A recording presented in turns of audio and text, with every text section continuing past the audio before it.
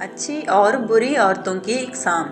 حضرت امام جعفر صادق علیہ السلام فرماتے ہیں، عورت اس گلو بند کی مانند ہے جو تم اپنی گردن میں باندھتے ہو، اور یہ دیکھ لینا تمہارا کام ہے کہ کیسا گلو بند تم اپنے لیے پسند کرتے ہو۔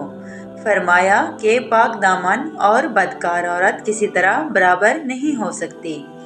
پاک دامن کی قدر و قیمت سونے چاندی سے کہیں زیادہ ہے، بلکہ سونا چاندی کی اس کے سامنے کوئی حیثیت نہیں ہے، اور بدکار عورت خاک کے برابر بھی نہیں، بلکہ خاک اس سے کہیں بہتر ہے۔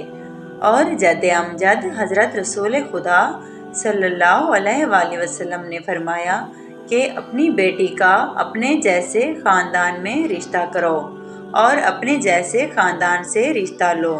اگر کوئی شخص اپنی شادی کرنا چاہتا ہے تو ایسی خاتون سے شادی کرے جو اس کے لیے موزوں ہو، تاکہ اس سے لائق فرزند پیدا ہو۔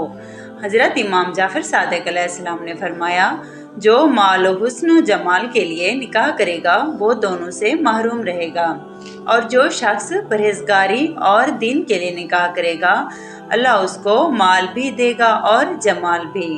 حضرت امیر المومنین علی علیہ السلام فرماتے ہیں، جس عورت کی خواستگاری کی جائے اس میں یہ صفتیں ہونی چاہیے: رنگ گندمی، پیشانی فراخ، آنکھیں سیاہ، میانہ قد اور متناسب اعضاء۔ اگر کسی کو ایسی عورت میسر آئے تو وہ اس کا خواستگار ہو۔